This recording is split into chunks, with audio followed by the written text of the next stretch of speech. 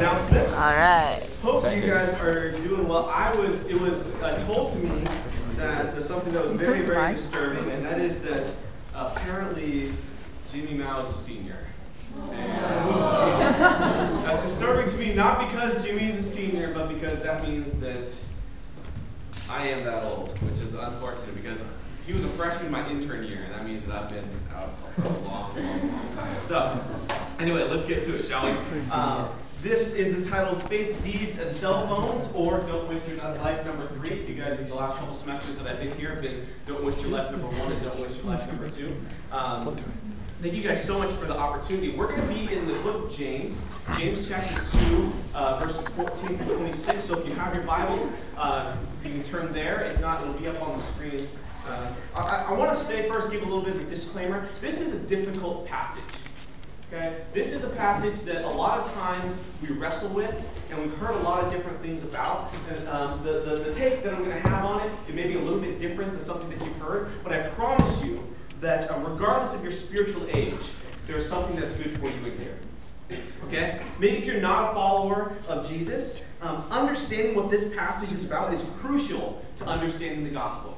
Okay, so if you don't follow Jesus, this is super, super, super crucial to understand, because you're probably going to hear this, if you hear this passage after exploring Christianity, it may not make a whole lot of sense to you. So that's why we're going to explain it. If you're young in the faith, this is a great way to build a firm theological foundation for what you believe. Again, a lot of times this passage, it trips up a lot of young Christians. And so if you haven't been following Jesus for very long, it's really important that you understand what this passage means. And if you're older, one of the veterans to following Jesus, then this passage is super crucial that you understand what this means, because, well, the non-Christians and the young Christians, who are they going to ask? Can you explain this passage to me? It's people who have been following Jesus for longer, so it's important that we understand what this passage is about in a real and specific way. Okay?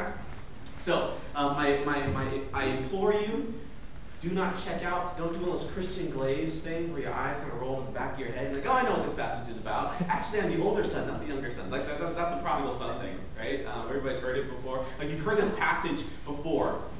I promise, look at it, try to look at it and ask yourself this question. How can I take this home with me? What is something new for me to take home? Okay? No. Let's take a look what we have here. We're in the book of James, and James was the brother of Jesus. Okay? So, the book of James he was also the leader of the Jerusalem church. This book was written sometime between 45 and 47 AD, which makes it probably the earliest of the epistles, or probably the earliest of any of the letters that were written in the New Testament. Which is important, because what it means is that this book was written while church culture was still being formed. Okay? If we assume that, according to the calendar, that Jesus was crucified and raised again, he did his ministry sometime between 30 and 33 AD, but the church is barely a decade old at this point. And so what James says here is super important, because he's speaking to the church as it's being established. Okay? And this letter was meant to be written, meant to be circulated across the entire Roman Empire. Okay? Not just stay in Jerusalem, although James was the leader of the Jerusalem church. But at this point, everything centered around Jerusalem. What Jerusalem said, Christians all over the world did. They took it as law because they were new to this whole church thing. So they were looking to Jerusalem.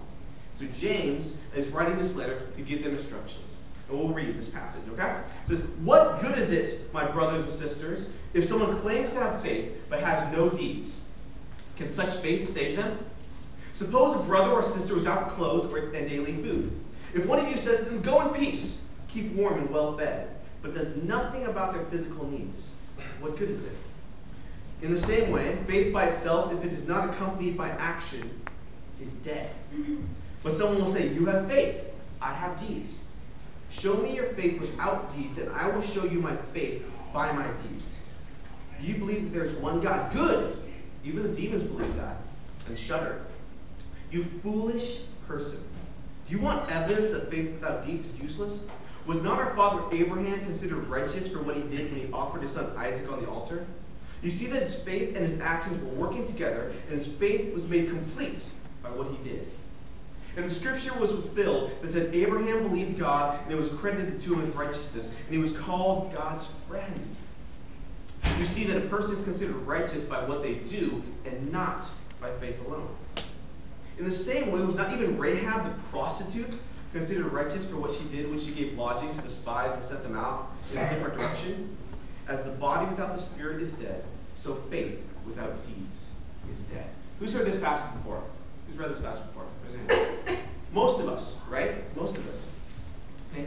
This is a really, really difficult passage because there's a lot of harshness in the first half of this passage. Here's the things that James does is he questions the good of faith without works in verse 14. He calls faith without action dead in verse 17 and useless again in verse 20. He implies that some of his readers are no better than demons in verse 18. Not exactly a happy thought, right? And he compares, again, so this immediately brings up some questions for us. Is James saying that what I need are works to be saved? That I'm not saved if I don't do these things? And then how does what James is saying line up with what Paul says in Romans, especially in Romans 2 and 3? Paul says that we are saved by grace. We are saved by faith alone. We don't need to do anything. If we try and follow the law to be saved, we're going to fail. But because of grace, we are saved. It sounds like what James is saying is in direct contrast to that. That actually what you need are works. Or else your faith is dead, your faith is useless. That could be a big, big problem. But if, so too often we feel this tension, right? There's this tension for us, like, okay, well, James says that we need to do these things in order to be saved, but Paul says that we need to, that we don't need to do anything in order to be saved. We're saved by grace.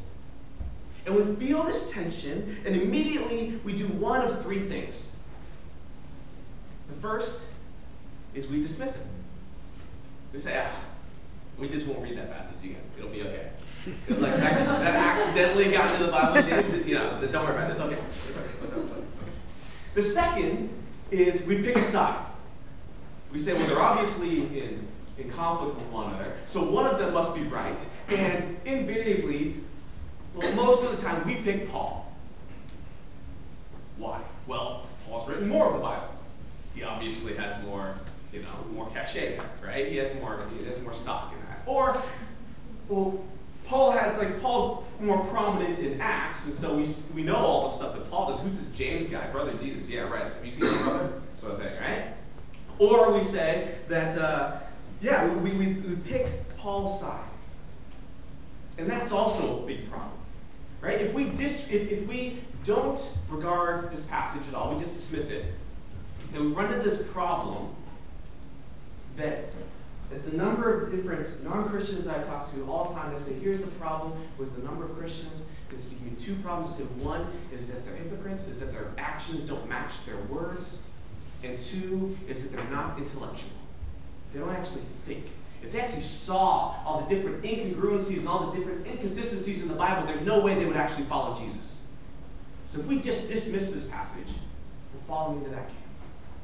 The second problem is that if we pick a side and say that actually James was wrong here or Paul was wrong here, then we run into this whole problem of the infallibility of the Bible. Suddenly the Bible isn't perfect anymore. If the Bible isn't perfect anymore, then why don't we just pick and choose what we want to believe? Run into a whole slew of problems there. So I'm going to suggest for us a third alternative. And that's that we actually unpack this passage and see that James and Paul do not disagree. And that James is not actually advocating a works-based salvation. Okay? They actually work together perfectly if we really think about it. Okay? The MCs were talking earlier about how one of my greatest accomplishments was coaching women's flag football here at WashU. Mm-hmm. Took us to 4 straight semifinals. I'm not saying, I'm just saying, Just put it out there. As a coach, I had a ton of fun. As a player, not nearly as much success.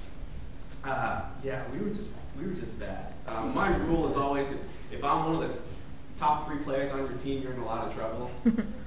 we were in a lot of trouble. And one of the reasons why we were in a lot of trouble is I'm just not, my body's just not made to be an athlete. I'm just not an athlete. Okay? Some people have, like their bodies are just meant to be athletic, right? You look at like the LeBron James type, right? That kid came out with muscles. Seriously, he came out of the womb, he was born like boom, sort of thing. You knew he was going to be 6'8", 220. He was just going to, despite what you think of his character, he was going to play some real good basketball, right? I, on the other hand, 5'6" with my shoes on. I have a 2 inch vertical. And I'm flat-footed, which leads to a whole slew of problems, the ankles, the knees, all these other things, right? As a matter of fact, I went to the doctor orthopedist a few weeks ago to clear up some stuff that was going wrong with my feet. Walking was a problem, and when walking is a problem, it means you probably should get things checked out. And he gave me a prescription for an anti-inflammatory to clear things up. As he put it, he's like, yeah, this stuff will work great. It's like 2.5 times stronger than naproxen, or excuse me, it's called naproxen. It's 2.5 times stronger than Aleve. It's like, oh, that could work very well. And it did. It cleared everything right up. But before he could do that, so he wrote me this prescription for this medicine I could take. But before he could do that, he needed to do a diagnostic to figure out what was wrong. Okay? So he took some X-rays, and he felt, he's like, does this hurt? Does that hurt? And it's really weird when people are touching your feet with their thumbs, like put the pressure. Is that painful? Yes, that's why I'm here. But anyway, so before he could do that, give me that prescription though, he had to do that diagnostic, right? Because here's the thing, is that if it's, you don't want to give a prescription before you find out what's wrong, okay? Because if it's, suppose it's just, oh, your foot is broken, that's why it hurts. That anti-inflammatory isn't going to do me a whole lot of good, right? What I need is a cast. What I need is possibly, surgery or something like that. Or they say, actually, the reason that there's the pain there is because there's a, maybe there's a worst case scenario, there's like a tumor or something that's pressing against those nerves, and that's why you have that pain. Again, taking a Aleve isn't really going to fix that problem. Okay? A prescription is only useful after there's been a diagnostic. Okay? And I think that that's what James is doing here. I think that's what he's doing. Is he's not offering us a prescription to be assured of our salvation. He's not saying, what he isn't saying is, do you want to make sure you're going to heaven? Do you want to make sure you're saved? Do this, do this, do this. Do these things. Instead, what he's offering is a diagnostic to check if the faith that we have is actually doing us any good. Hey, is your faith worth anything? Well, let's run some tests to find out. Tell me about your deeds. Tell me about the things you're doing. You guys see the difference there? There's a huge difference there. If it's prescriptive, then absolutely, they're in conflict. If James is saying you need to do these things in order to be saved, we're in a whole host of trouble. And what I believe James is saying when we really read this is that good deeds are not a prescription for your faith, is that they're diagnostic to check yourself and your relationship with Jesus. See, really his big idea is that real faith in Jesus, the same faith that Paul talks about in Romans, is so compelling, so amazing, so revolutionary, that it will literally change your life. It will literally change how you act. It will literally change your interaction with other people, and with God, and with yourself. But you need to make sure that that's the faith you have. So how do we find out? How do you know? Well, tell me about how you're living your life. Tell me about the things you're doing. Because this faith will bear this fruit. Okay? So I don't think that James and Paul are in conflict. However, that doesn't really solve the problem of James calling our faith without works dead, and calling our faith without works useless. But I think that we need to look at it a certain way, and things work out as well. We really look into the passage and what James is saying. So I need everyone to take out your cell phone. Do it now. Take your cell phone. If you have a cell phone, I think most of us If you don't have a cell phone, just blessings on you. I am currently, this is a new phone for me, actually just got it a few weeks ago. It's a HTC Evo 4G. It's very nice. But that doesn't mean anything to but I like this phone a lot. Okay? So we all have different phones, right? Some of us, does anyone still have a flip phone? Yeah. Yes. Old school. Own that. Own that. I do. Ever saw the little candy bar phones? You know, the ones that are just... Yeah. Okay, there we go. We got one in the back there. Yeah. Old school. Wonderful. All right, let's suppose, let's do a little thought experiment here, okay? I want you to just be thinking about yourself, okay? Let's suppose that Sprint, AT&T, Verizon, whoever your carrier is, T-Mobile, Boost, blah, blah, blah, right? They offer you this deal. You can trade in your cell phone, okay, for this new phone and get free admission to Disneyland. Happiest place on earth. For you, if it's not Disneyland, if it's not Disneyland, you could, if it's if it's I don't know what else it would be. If it's tickets to Broadway, if it's Kelly Clarkson going on tour a little bit later in the backstage there. If that's what you get tickets there, okay? But not only that, but you get this sweet phone. And we're gonna call this phone the everything phone. Okay? It's whatever the maker is. It's the it's the HTC everything. And here's what this phone does. It makes calls. It does texting. It's got the front-facing camera, so you can do the Skype thing. It'll do calculus. It'll do your taxes. It'll actually make you a sandwich. Okay. Sold. I'm not talking just like ham, 2 pieces of bread. Like this thing will make you a panini. A really good sandwich. My friend Jay has this sandwich that he likes called a pib jib. This thing is delicious. Okay? It is. Don't judge it. Just don't judge it. All right? It's peanut butter and jelly, right? But you got bacon in there. And then you put it between garlic Texas toast. Whoa. Yeah. Don't knock until you tried it. But this thing will make you, this HTC everything phone will make you a pib jib. It'll walk your dog, it'll do your laundry. This phone does literally everything for you. And No phone. you get yourself into Disneyland. All you have to do is show your phone at the gate, and you get free admission. Right? Who takes that deal? Honestly. Who takes the deal? Trade in your phone, you get the sweet phone that does everything, and Disneyland. Are there people who don't take that deal, honestly? Okay, all right, let's go. No, okay.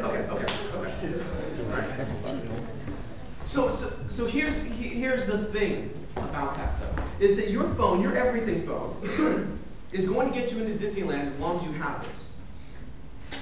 But if you want it to be an effective phone, there's something that has to be done on your part as well.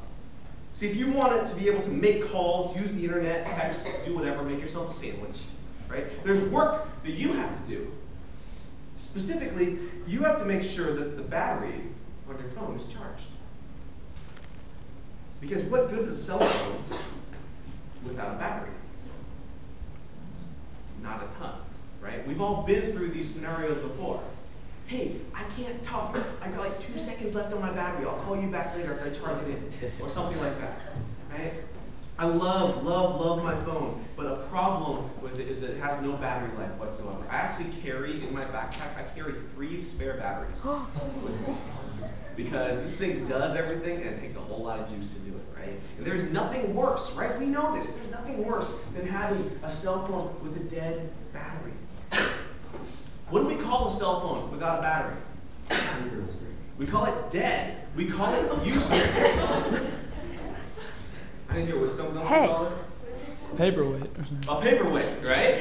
It doesn't do us a whole lot of good. What is it? And this is James's point. Is that God has offered us a sweet deal where we can trade in our faith and other things, right? We can trade in our phones for this awesome faith, for this awesome phone that can do us everything that we could ever ask and more. It gives us access to the happiest place on earth. In our thought experiment, it's Disneyland. In the kingdom sense, it's heaven.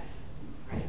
That's the faith that he's asking us to trade in. We trade in the faith we have in these different things that maybe get us where we want to be, but they don't give us everything like this faith in Jesus offers us. And we get access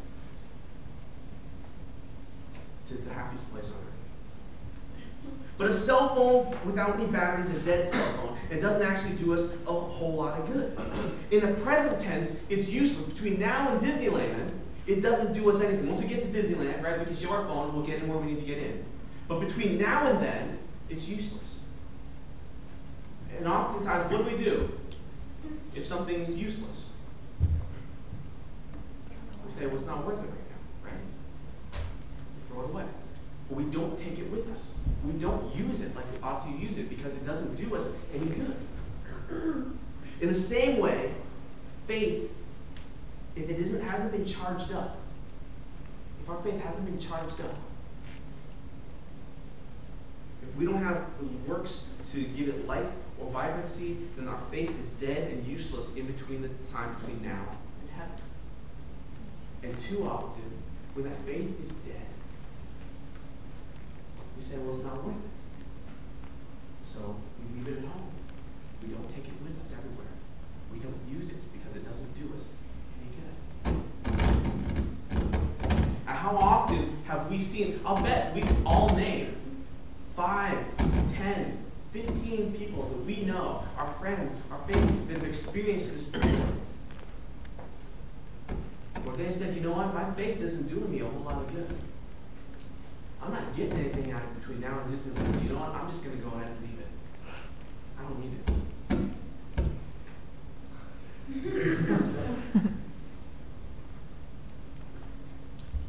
And that's sad. That hurts. It hurts my heart to think that could be the case. Our cell phone analogy goes one step further when we look at the second half of the passage. Okay, because the second half of the passage gives us two very different examples of faith in action. Our first is Abraham, our boy Abraham, the father of the nation of Israel.